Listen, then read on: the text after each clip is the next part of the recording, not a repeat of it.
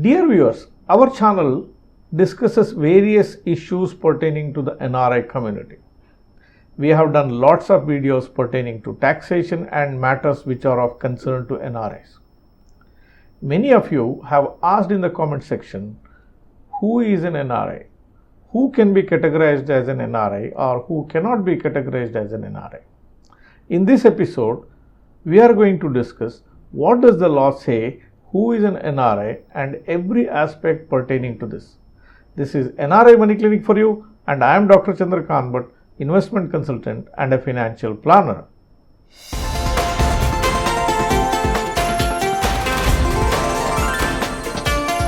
NRI Money Clinic. No hype, just the right advice. Dear viewers, to talk about the laws pertaining to the description of who is an NRI, I have brought to the studios my eminent faculty, Chartered Accountant Sriram Rao. Sriram Rao is a familiar face to you all. He is an expert on direct taxes, an expert on NRI affairs, a practicing Chartered Accountant, partner at Nitin J. Shetty & Co. He has to his credit solving the problems of a lot of NRIs spread across the globe. Welcome to the show, Mr. Sriram Rao. Thank you. Mr. Sriram, Yeah. our audience is asking a lot of questions. They have seen a lot of your videos and they have enriched their knowledge from the information that you have given. They have come back to the basics now. They are asking a basic question. Who is a NRI? How do I make sure that I fall into that category of NRI? I just don't want to be on the wrong side of the law. Can you describe who is an NRI as per the law? Now, on a day-to-day basis, there are three, laws, which about which there are a lot of questions about who is an NRI. Okay. One is Income Tax Act, one is FEMA, and one more is Aadhaar Act. Okay. Now, none of these act actually directly prescribes or describes or defines who is an NRI. Well, you mean to say the law does not say who is an NRI? No. And multiple laws, and we are talking about the multiple laws. Yes, now. because for example, Aadhaar Act doesn't even have a definition for NRI. Okay. Whereas Income Tax Act negatively defines NRI to say that a person who is not a resident is an NRI, is a non-resident. Okay. And whereas again the FEMA law also defines a person resident outside of India to say that a person who is not a resident in India is a person resident outside of India. Okay. So, all the more one can always say that there is no direct definition for a non-resident in India. So, you mean to say the law is describing who is a resident based on various criteria. Correct. Right? Correct. If you are not categorized as a resident Indian, it means to say that you are a NRI. Absolutely. Okay. When you say NRI, there is a confusion here. What does it really stand for? Words NRI. The words NRI, people use it for different slangs. Say for example, some people use it as a non-resident Indian. Okay. But as per law, if the word NRI is used, then it is called as non-resident in India. Okay. Non-resident in India. A person who is not a resident is called as a non-resident in India. That means it can be any kind of person, and it can be an Indian citizen, it can be a PIO or a OCI, or even a foreign national for that matter. So NRI means people use it, normally generally the Indians or who are Indian citizens who are being outside of India, they call themselves as NRI. They say that I am a non-resident Indian. Okay. I am not saying that it is not correct. So there can be a non-resident Indian as explained or non-resident individual. But what law really means by an NRI if it is referred to as a non-resident in India? Yes, non-resident in India. Okay. Mr. Sriram, Yeah. you told that the resident status is described under different law. Correct. Why it should be described under different law? Why can't one single definition work? this each law has got its own purpose. Okay. For example, we are talking about 3 laws now. So one is Aadhaar Act, one is FEMA, and one more is Income Tax Act. So Income Tax Act is specifically targeting towards taxation of income of a particular individual or a particular person as such. Okay. So they have described a resident under their act to suit what it should mean as required for taxation of income as such. So the purpose of Income Tax Act is to tax an income of a particular person, whereas FEMA, it is mainly dealing with the foreign exchange inbound and outbound, as well as the banking, maintenance of various types of bank accounts. And they have described or defined a resident in India to suit their requirement, that requirement of inbound and outbound or foreign exchange transactions, etc. Whereas Aadhaar Act is mainly concerned about giving certain privileges to a person who is a resident in India. So their description is somewhat a little different than all these things. Okay. So if a NRI needs to categorize himself as a resident or an NRI, he should look at from what purpose he is looking at it, Correct. What act covers it, and you should see what does that particular act say about it. So what is said in one act may not be the same thing in some other act. Absolutely. So the purpose is different, wordings are different, and the way it is interpreted is different. Yes, absolutely. Right. One question to you is there a conflict between these two laws? Okay, I am a resident as per a FEMA law. Will that change anything for me when I am filing my tax returns, or how my status is treated under income tax, or these are crystal clear, there are boundaries between this, one has nothing to do with the other? See, if I have to compare all the 3 laws, one common thing what I can say is there is 182 days rules. Okay. But that is not the only criteria to determine a residential status of an individual. So if you are looking at taxation of an income, then you have to necessarily look into Income Tax Act and see whether you are a resident or a non-resident. So when it comes to foreign exchange transactions or maintenance of various types of bank accounts, you need to look into the FEMA law and determine whether you are resident under FEMA law or non-resident under FEMA law and do operations accordingly.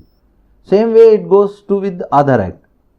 So there is always possibility that one person who is a resident under income tax can be a non-resident under FEMA, and a person who is a non-resident under FEMA can be resident here or vice versa, and it can happen through all the 3 laws as well. So the purpose has to be seen. Correct. And applicable law has to be checked to determine whether you are an NRI or a resident Indian. Absolutely, sir. Right. See, today's our interest primarily is to look for who is an NRI with respect to income tax. Let's not discuss more towards the Aadhaar Act or on the FEMA law. Probably we'll do it on some other day. Plus, we have done several videos on these particular topic. Our audience can check for a playlist called NRI Taxation on our YouTube channel. In that particular playlist, there are several videos we have put there which describes or gives you information about various aspects pertaining to FEMA law or an Aadhaar Act or with respect to NRI taxation. So please be guided, please visit the playlist and find out the video that is of interest to you. So let's look at who is an NRI as per the Income Tax Act. Okay. Because most people are concerned about filing their tax return, whether should I file tax returns or not. So they are concerned about the income tax law. So today's video, let us restrict ourselves to who is an NRI, Yeah. or who is a resident as per the income tax. Yeah. Can you briefly explain for the benefit of our viewers? Yes. See, as I already said, there is no definition for non-resident except for a negative definition which defines a person who is not a resident is considered as a non-resident. So a resident has to be defined now. There is already a definition of that, and it's complex and has got multiple limbs to be considered as a resident. So what we can do is, I'll try to make it more simpler for an person to understand who is a resident under Income Tax Act. Okay. So there can be 6 conditions. Okay, 6 conditions. 6 conditions. Yes. Okay. Okay, 6 conditions. So, and if a person is coming under any of that condition, Okay. okay, will be considered as a resident under Income Tax Act. So to summarize, you are saying under income tax there are 6 conditions. Correct. And if you fall into one of the conditions, you are treated as a resident Indian. It Correct. need not be more than one. It need not be all the 6. Even if one of the conditions are met, you are treated as a resident Indian under the Income Tax Act. Yeah. Now, can you tell me one by one which are these 6 conditions? Now, this 6 conditions, I will bifurcate into 3 separate categories. Okay. So, one set of conditions which has got 3 conditions under it is purpose based. Okay. So, mainly you need to look into the purpose and certain other embedded conditions along with it, to go along with it, and then determine whether you fall under that or not. Okay. Another couple of conditions are there which are not purpose based. Okay. So, if you are not falling under any of these first 3 conditions, which is primarily based on purpose, you need to come and visit these 2 additional conditions. Okay. If you are not covered by that, then residuary, there is a deeming fiction. Okay. Okay. So, there are 6 conditions coming under that. So, 3 subcategories again. Okay. What are these 3 subcategories Yes. now?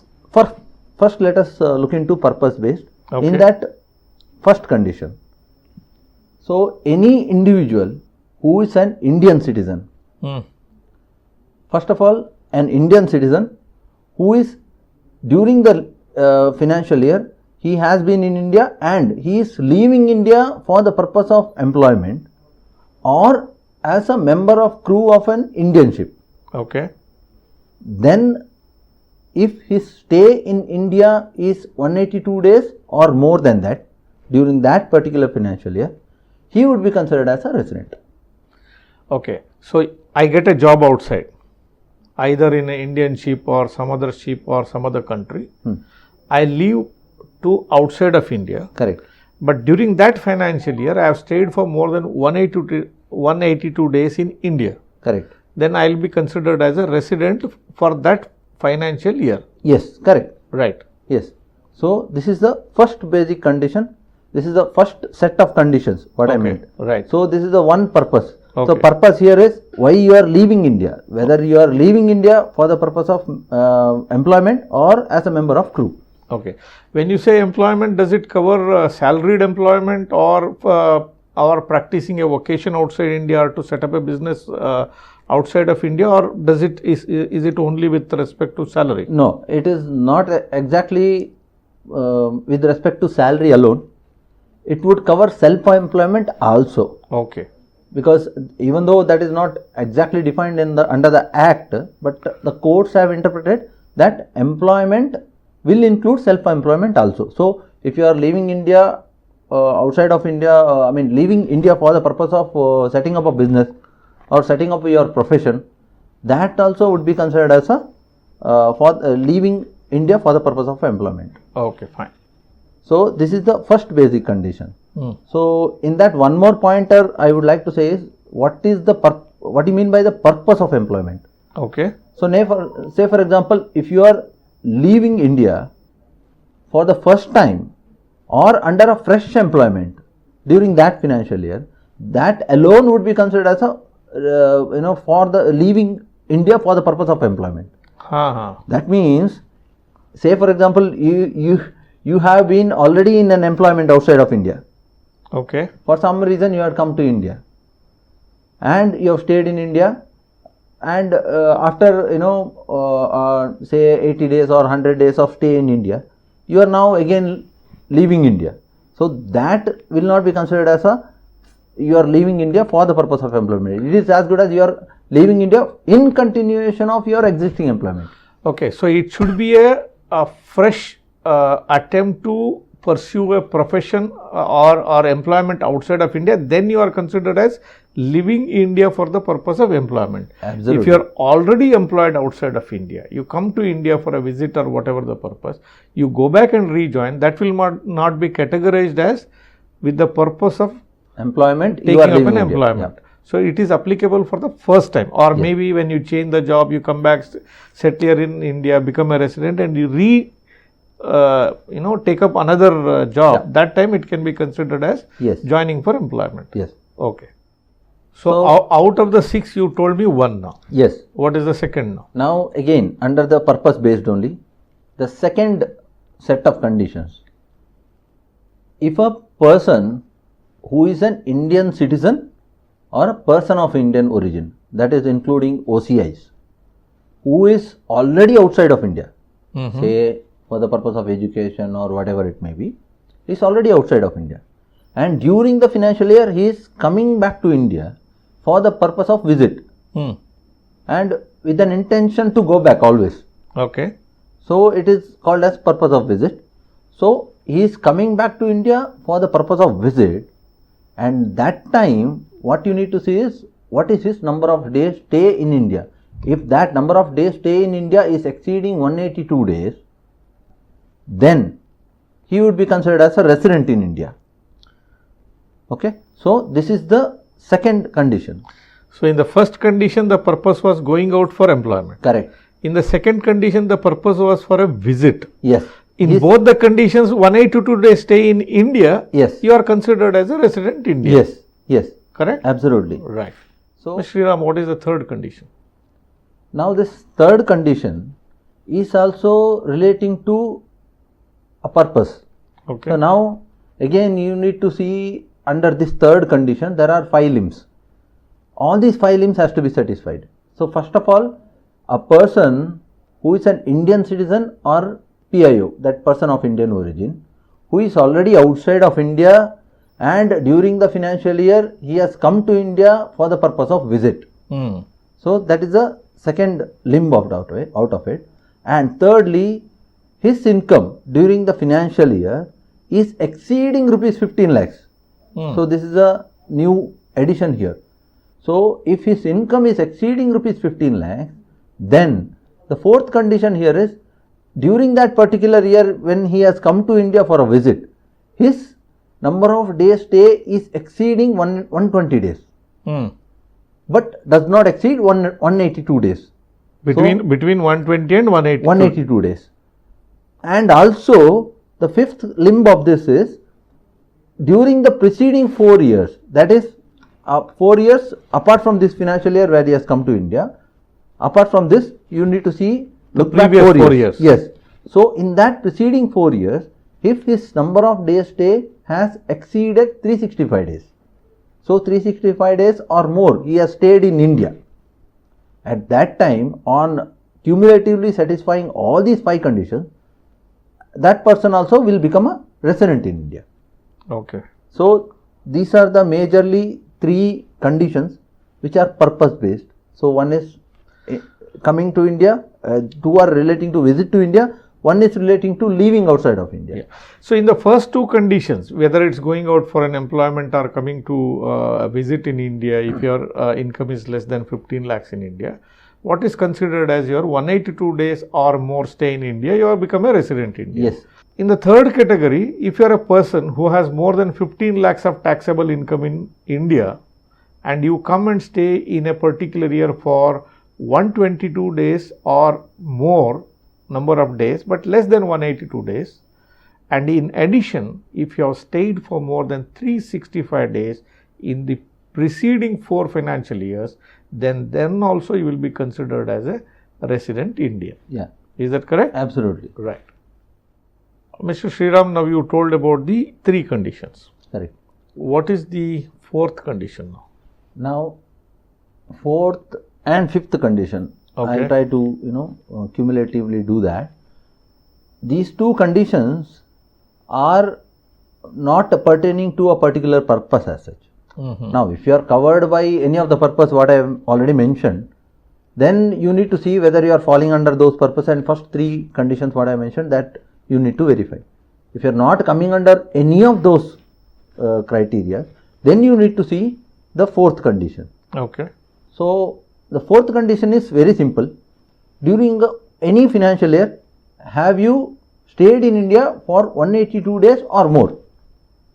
Irrespective of the purpose. Yes, irrespective of the purpose. Okay. If you have stayed in India for 182 days or more, you are a resident in India. You could have been stuck, you could have Yes. been detained, whatever could be the circumstances, without a specific purpose, you have stayed inside India for more than 182 days. If you are a citizen, PIO, OCI or a foreign national, Yes. you become a resident of India Irres- for that Yes. financial year under the Income Tax Act. Absolutely. Right. There is no doubt about it. Okay, right.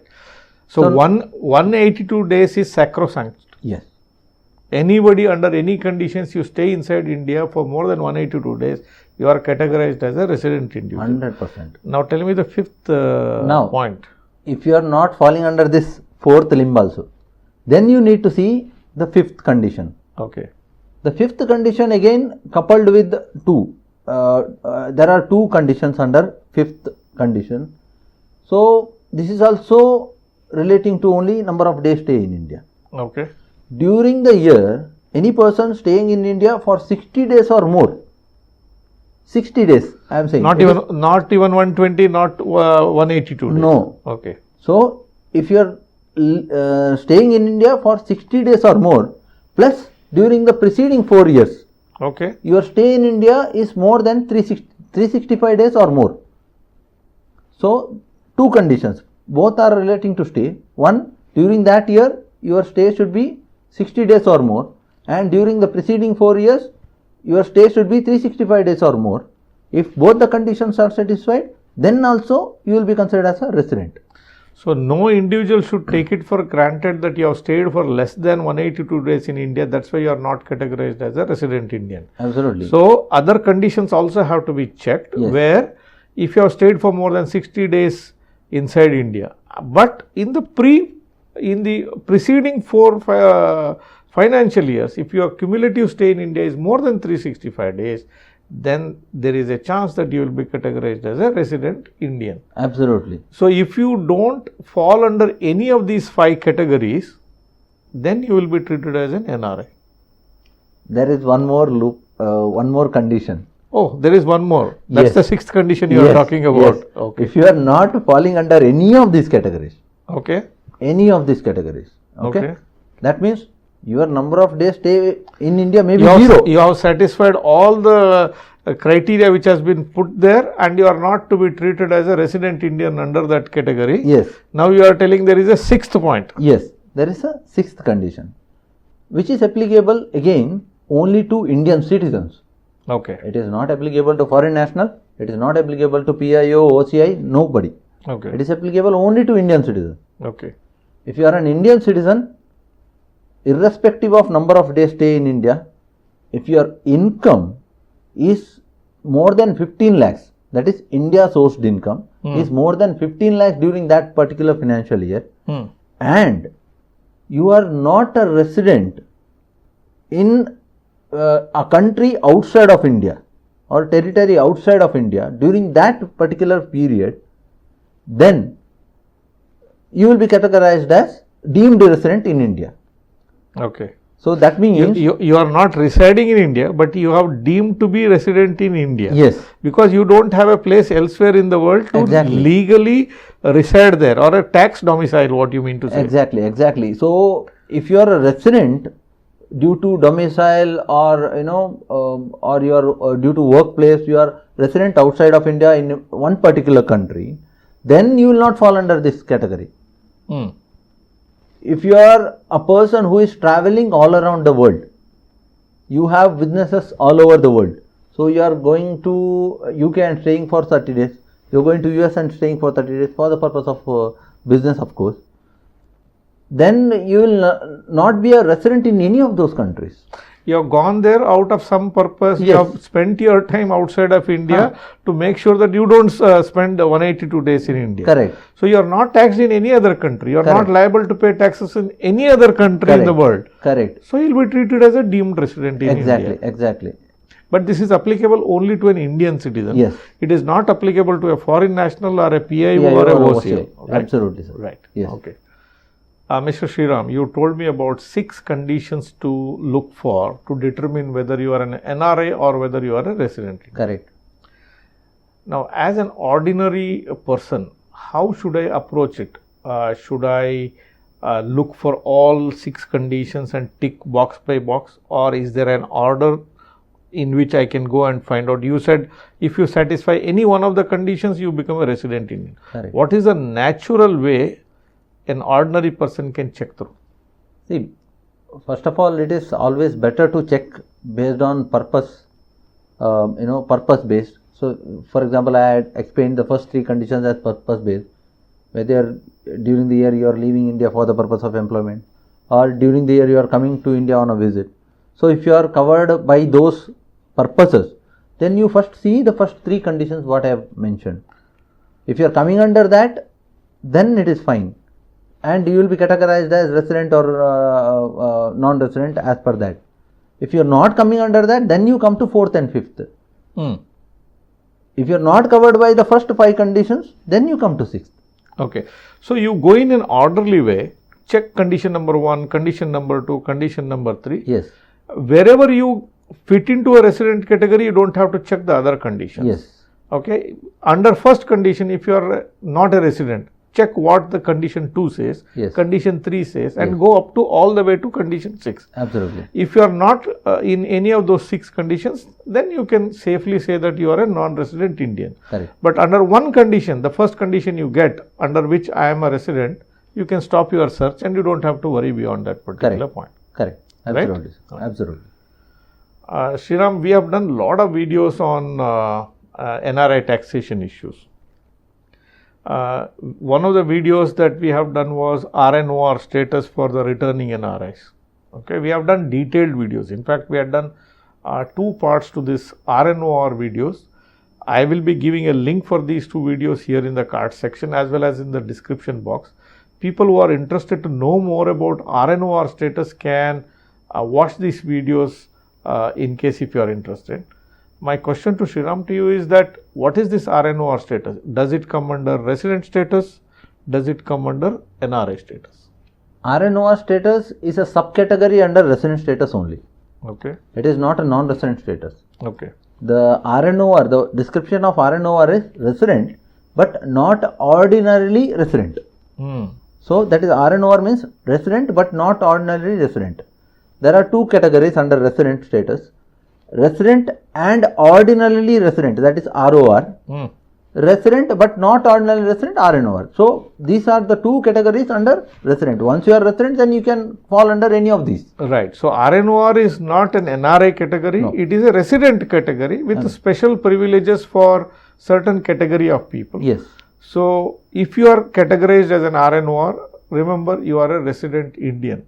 To more about, as I said, please check through the videos we have done, and these are available on the appropriate playlist on our channel there.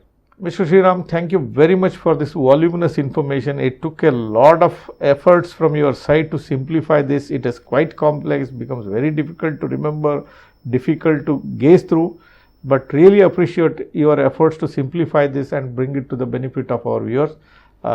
We are indebted to you for your kindness to brief all these things for the benefit of our viewers. A big thank to you from my side, from our audience side, for doing this service to the community. You're welcome, sir. Dear viewers, hope the video that I have done today helped you to understand who is a resident and who is a non-resident. If it helped you to understand all the finer points which are required to be known for you, please like this video. If you are a person who is watching this channel for the first time, or if you are yet to subscribe for this channel, please hit the subscribe button and press the bell icon. Don't forget to share this video with your near and dear ones. Thank you very much for watching this episode on NRI Money Clinic. I shall be back with you with yet another useful topic in yet another video very, very soon. Press the bell icon for more details and subscribe our channel.